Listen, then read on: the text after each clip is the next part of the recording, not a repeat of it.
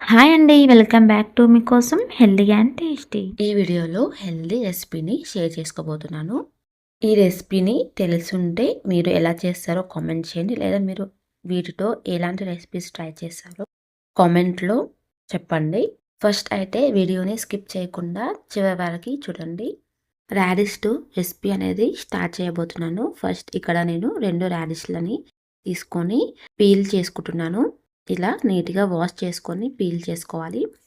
తర్వాత ఒక రాడిష్‌ని ఇలా తురుముకోవాలి. మరొక రాడిష్‌ని పీసెస్‌గా చిన్నగా చాప్ చేసి పెట్టుకోవాలి. చాప్ చేసిన పీసెస్ దేనికోసమో ఏం చేయాలో చెప్తాను. ఫస్ట్ తురుముకున్న దాంతో ఏం చేయాలో చూద్దాము. ముందు ఒక గిన్నె తీసుకొని అందులోకి 3 స్పూన్ల లేదా 3 చిన్న కప్పులతోని జొన్న పిండిని యాడ్ చేసుకోవాలి. అందులోకి తగినంత కారం, హాఫ్ టీ స్పూన్ పసుపు, కొద్దిగా వాము, తగినంత సాల్ట్, అలాగే తురిమి పెట్టుకున్న రాడిష్ తురుముని యాడ్ చేసుకొని బాగా మిక్స్ చేసుకోవాలి. ఇలా కలుపుకున్న తర్వాత తగినన్ని వాటర్ వేసుకుంటూ కొన్ని వాటర్ వేసుకుంటూ కలుపుకోవాలి. ఇలా కొంచెం లూజ్గా దోశ పిండి బ్యాటర్లా ఉండేలా చూసుకొని కలుపుకోవాలి. ఓమకి బదులు జీలకర్ర కూడా వేసుకోవచ్చు.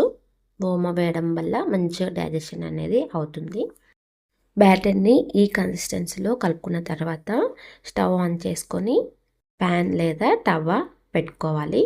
కొద్దిసేపు హీట్ చేసుకోవాలి. హీట్ అయిన తర్వాత ఐరన్ తవ్వ అయితే హీట్ అవ్వడానికి కొంచెం టైం పడుతుంది. ఒక 2-3 నిమిషాల పాటు హీట్ అయిన తర్వాత ఆయిల్ స్ప్రెడ్ చేసుకొని ముందుగా రెడీ చేసి పెట్టుకున్న బ్యాటర్ని యాడ్ చేసుకొని స్ప్రెడ్ చేసుకోవాలి. ఇలా దోశలాగా స్ప్రెడ్ చేసుకోవాలి.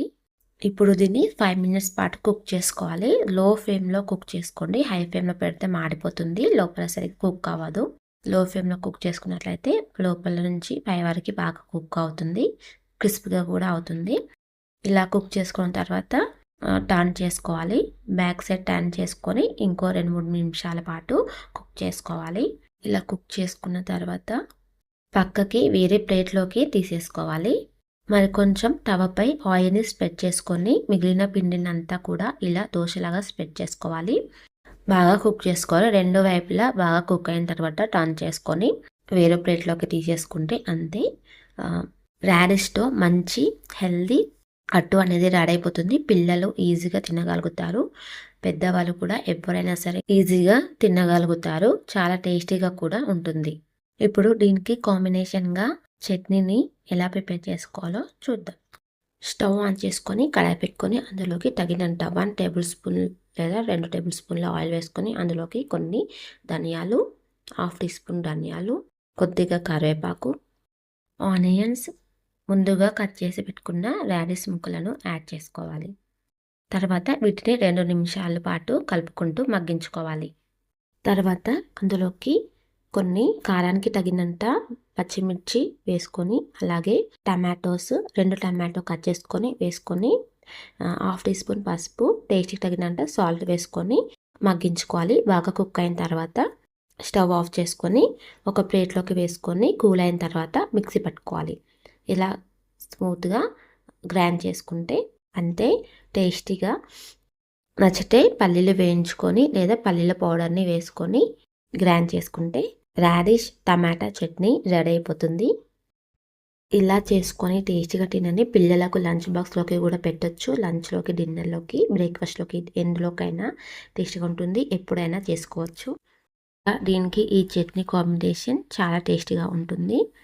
నేను ఇలా లంచ్లోకి చేసి పిల్లలకైతే లంచ్ బాక్స్కి పెట్టేశాను. ఈ రెసిపీని చాలా క్విక్గా చేసుకోవచ్చు అండ్ హెల్తీగా వెయిట్ లాస్ కూడా అవ్వచ్చు. ఈ వీడియోలో రెసిపీస్ మీకు నచ్చితే లైక్ చేయండి, అలాగే మీ ఫ్రెండ్స్ అండ్ ఫ్యామిలీకి షేర్ చేయండి. మన ఛానల్ని సబ్స్క్రైబ్ చేసుకొని పక్కన ఉన్న బెల్ ఐకాన్ని ప్రెస్ చేయండి. Thank you.